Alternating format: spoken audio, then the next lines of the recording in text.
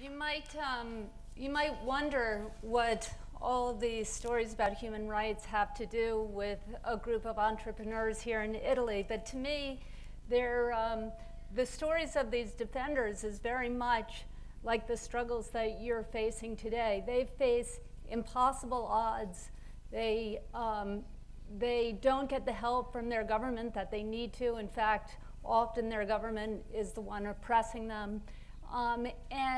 But they don't sit back and say it's an impossible situation. They take hold of their own lives and they create change. And that, in a way, is the challenge to all of you as entrepreneurs today. We have a terrible economic situation in Italy and around the world, and we're not getting the help that we need from governments today as we might have expected even a decade ago. But in order to be successful, in order to create change, and in order to make a more just and peaceful world for our children, we have to take the initiative ourselves. So I want to share these stories with you. I'd ask that we have some house lights. Is that possible? So I can see the audience. You might wonder how somebody like me who's spent the last 30 years working on human rights with people like those you've just seen depicted ended up working on investment issues today. And today, working on investments is one of the core programs of the Robert F. Kennedy Foundation. In the 1980s, a handful of fiduciaries who managed pension funds worth billions of dollars divested from South Africa in order to put pressure on the white Afrikaner government to end legalized racism and apartheid rule. In response, those fiduciaries were sued by shareholders because the fiduciaries made investment decisions that were not based on the strictly economic formula of maximizing risk-adjusted returns. After that, fiduciaries were sensitized to the risk of diverging from narrow constructs of fiduciary duty. Interpreting the dual duties of care and loyalty in the most restrained way possible, they were boxed into a narrow set of tenets that inoculated them from lawsuits but failed to serve the long-term interests of their shareholders. The duty of care, defined as the care that an ordinary prudent person would exercise in a like position and under similar circumstances, came to mean that fiduciaries would only be safe grazing in meadows where other cattle graze. That's why they call it herd behavior. Chasing fast performance and seeking crowded trades is the antithesis of what serious investors want to do, but it was viewed as the only legally safe zone for fiduciaries. The duty of loyalty was defined as the obligation to give undivided allegiance when making decisions affecting shareholders. But with board members tying compensation to quarterly or annual returns, the duty of allegiance became allegiance only to current shareholders who would benefit from short-term investments. Future shareholders were out of luck, and long-term investments, though they might have been far more beneficial to and sustainable for the funds, were off the table. But that was before the Enron and Parmalat corporate governance scandals tarnished the global reputations of Italy and the United States. It was also before the most challenging financial crisis of our lifetime.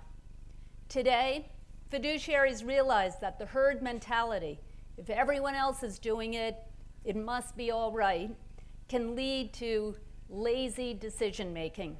They are waking up to the fact that risk involves more than a look at past market performance.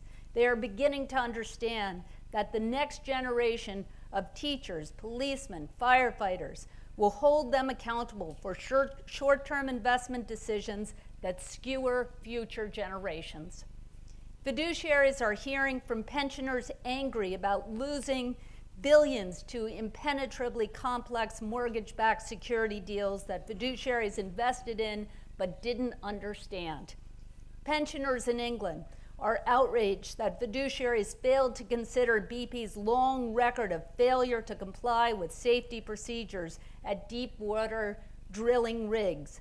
What if pension funds had made those demands in 2006 when BP poisoned Alaska's Prudhoe Bay? Perhaps the oil giant would have cleaned up its procedures and prevented the Gulf Coast disaster that cost pensioners $20 billion at minimum. Pensioners are angry that fiduciaries failed to consider the safety record at Massey Energy, which had been repeatedly cited for serious mine safety violations, racking up hundreds of penalties at the Upper Big Branch mine, without concern for the lives of the very workers who created values for those operations. Last April, an explosion there killed 25 of those workers. Federal prosecutors have since brought 2 criminal complaints for violation of worker protection rules at other mines run by Massey. How could any fiduciary, any pension fund, any bank give money to that corporation today? Pensioners and shareholders are not the only groups putting pressures on fiduciaries. Legislators are adding pressure to ensure that investments are in the public interest. Now, cities, states, and nations find themselves in severe debt. The IMF estimates that government debt for developed countries will represent 114% of GDP in 2014 in a low-rate environment. With higher rates, which are not impossible in an era of competitive currency devaluation, the debt burden will be worse. The only remaining pot of cash, as diminished as it is, rests in pension funds. With few resources left to spend on public interest needs such as housing, education, and health care, legislators are turning to pension funds and demanding that fiduciaries invest sustainably for the good of the workers, for the good of the planet, for the good of the taxpayers, for the good of the shareholders, and for the good of the politicians. Today, the thought leaders among fiduciaries are waking up to their responsibilities. They are taking a more expansive view by what is meant by risk in risk-adjusted returns.